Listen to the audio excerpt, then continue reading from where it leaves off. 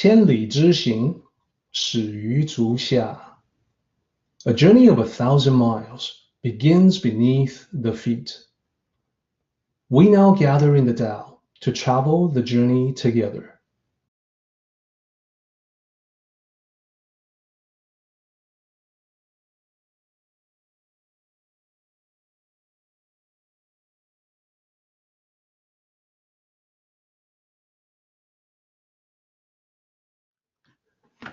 So the Tao is always a gradual process. Confusion slowly gives way to clarity. That's the way it always works. So it's all right to start out with misconceptions about the Tao, incorrect understanding, because it's a fact of life. We all make course corrections. We've made them before. We will probably make additional course corrections in the future.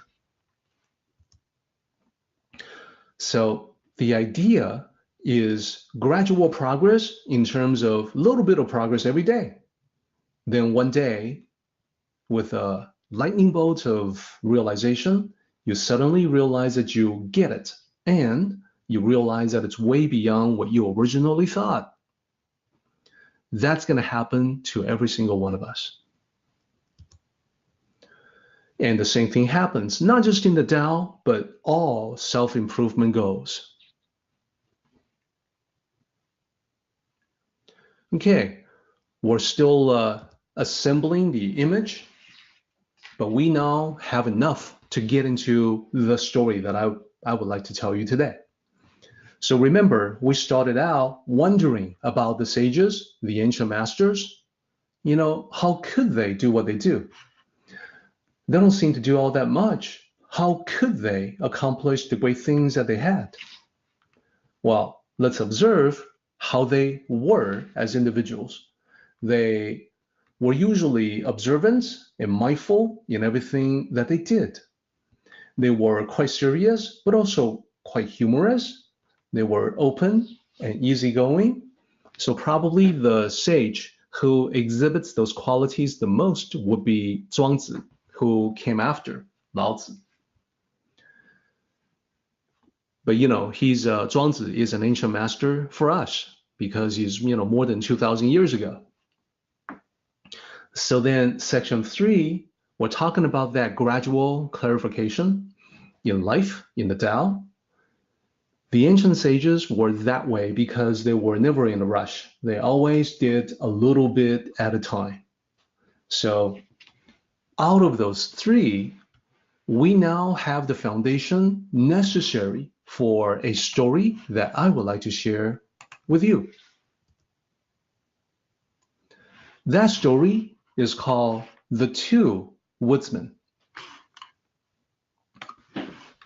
Once upon a time, in ancient China, there was a woodsman who lived in a mountain. His nearest neighbor was another woodsman living in the next mountain to the east. The only source of water in the vicinity was a stream between the two mountains.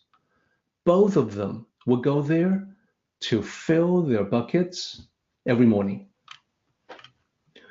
After a while, they got to know each other. They had quite a bit in common, including a strong interest in the Tao.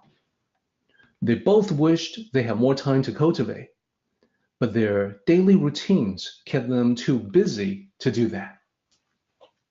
One day, after about 5 years, things changed.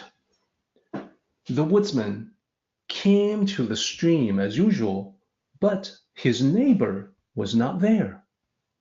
He was surprised, but not too concerned. He figured, well, his friend was probably just overslept. But it was the same the next day and the day after. The woodsman began to feel uneasy. Then an entire week went by without any sign of his neighbor. This was most peculiar. The woodsman tried to imagine a possible reason for such an extended absence, but could not think of anything. A few more weeks passed, and the woodsman's anxiety reached its limit. He needed to do something. He thought, my friend may have fallen ill. I should visit him and see if there's anything I can do to help. He crossed the stream and went into the eastern mountain. He wasn't sure where his neighbor lived, but after much searching, he found a hut deep in the woods. He was surprised to see his friend outside the hut, practicing Tai Chi, looking happy and healthy. Overwhelmed with relief and amazement, the woodsman ran up and exclaimed, "You haven't been to the stream in a month. What happened to you?" His friend saw his concern and said, "I'm sorry, I did not realize you would be worried." The woodsman was puzzled. How have you been able to survive all this time without water? That stream is the only source. His friend said, "The answer is in my backyard." So then the second woodsman beckoned the first to follow. "Please come with me this way." They walked to the back of the hut, where the woodsman saw a newly constructed well. His friend pointed to it and said, "I worked on this over the last 5 years." So the woodsman peered into it. He said, "I can't see the bottom. How were you able to dig such a deep hole?" "By working on it every day," his friend said. "Even after a particularly exhausting day, I will work on it for just a moment. I reasoned that a tiny bit of progress was better than no progress." "I see." The woodsman began to understand. "The well started producing water about a month ago, didn't it?" "Yes," his friend smiled. "From that day on, I no longer needed to fetch water from the stream. I could use the time for what I really enjoy, as you saw for yourself when you found me." That is the story of the two woodsmen. Let's talk about what it means and how it is connected to this chapter.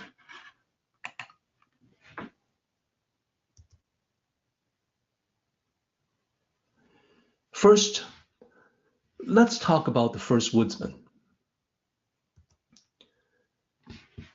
The first woodsman was the one who was worried about his friend. He represents most of us, that every day we are focused on the job during the day, working hard to make a living, just like the first woodsman was busy doing what woodsmen do in the mountains every day. That was his job. So downtime, what happens when you and I have downtime? Well, we spend that downtime chatting, texting, watching television, surf the internet, etc., etc. And then we go to sleep. That's what we do. How is that different from his friend, the second woodsman? Well, the realization that the second woodsman had was that, there's more to life than the typical daily routine. We all have far more potential we're not tapping into. So there's a natural part of you that yearns to be better than you are. That you're thinking, I really have a lot more that I can do, that I can offer. So why would I not want to realize the potential as much as possible? That conflicts with another part of you that says, but I want to just relax, chill out. That's the first woodsman. That's the yin and yang within all of us. The desire to do something, versus the desire to rest and take it easy. So the second woodsman, responding to that impulse to better himself, to maximize his potential, he works on his own stuff, but he did so quietly. And he didn't advertise it. He didn't tell the first woodsman what his plans were. He just did it. But he did it persistently and gradually, a little bit at a time. As he said, a little bit of progress is better than no progress. So this represents the work of Tao cultivation. And similarly, just like the sages, like the ancient masters cultivation was of quiet excellence, and it was for themselves, not for public display. If that looks familiar, it's because it's the same underlined blue text that I highlighted when we got to that slide from the beginning. Now, the next slide is all going to be a series of echoes from this chapter, chapter 15, that there are so many things in chapter 15 that correspond to the story, even though when you initially hear the story, you may not connect it with chapter 15.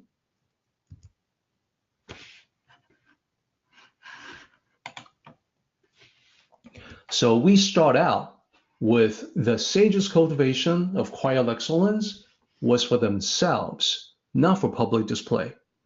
If you decide to do something with your life, whether it's to better understand the Tao or improve yourself in various ways, you do that for yourself, not for public display, not to look cool.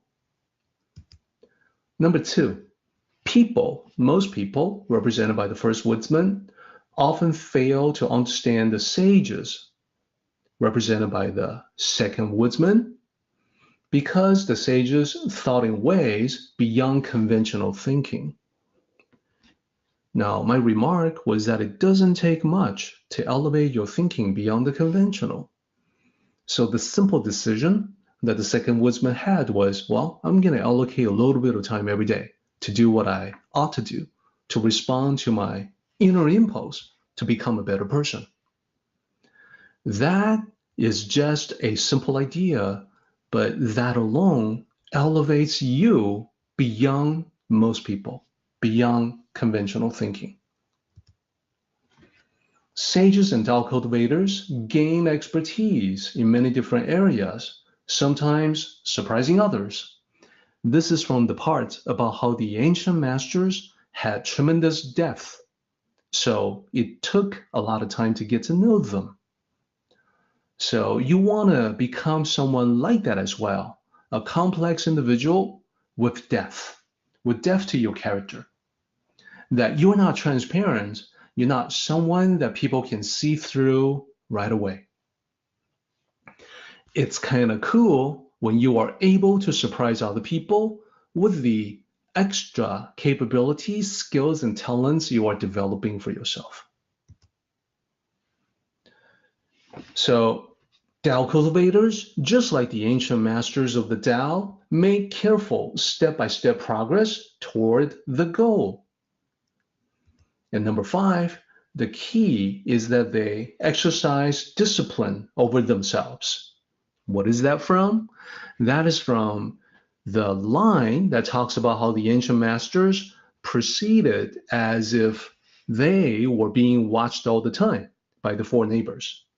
So exercising discipline over yourself means you are the same way with yourself, working hard, whether people are watching you or not.